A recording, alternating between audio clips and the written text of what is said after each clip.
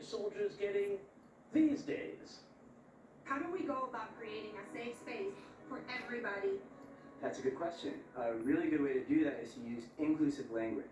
Instead of saying something like, hey guys, you can say, hey everyone, or hey team.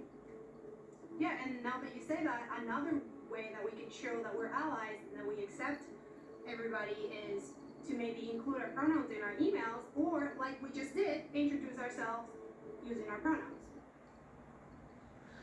I don't know, I seem to remember when allies meant something different in a military context, but here we are. As the Chinese Navy launched its newest aircraft carrier, what you just saw there, was what sailors in the U.S. Navy were learning for Pride Month. Now, you recall some months ago, we played you a bit of this new woke order at U.S. Army recruiting ad.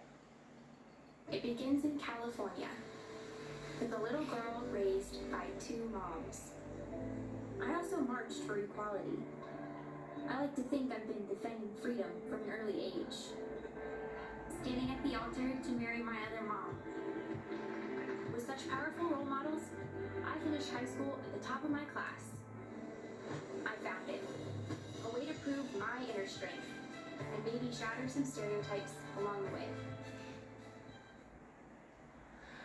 How very empowering. That ad appeared around the same time leading Army figures like Chairman of the Joint Chiefs of Staff, General Mark Milley, was testifying to Congress about needing to understand white rage.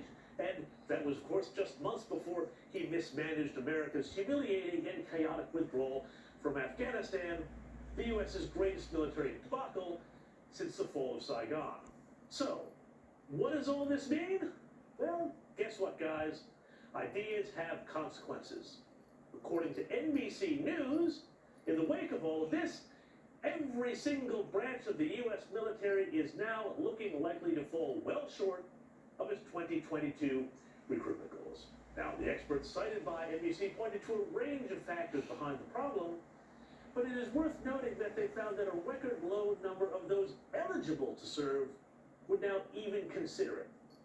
Just spitballing here, but could it maybe be that those who might otherwise have considered serving are now turned off by the prospect of putting on the uniform to fight and die, not for the values of a human resources department? It's a bit of a worry, particularly considering that there seem to be no small number of defense and foreign policy elites who are seeking to turn Russia's illegal invasion of Ukraine into casus belli for World War III with Moscow. And speaking of Russia, it's worth noting that the recruitment ads seeking soldiers for Putin's army are a little less, shall we say, PC. Потому что без врага нет боя, а без боя нет победы. Но на самом деле, главный враг — это ты. Вчерашний ты.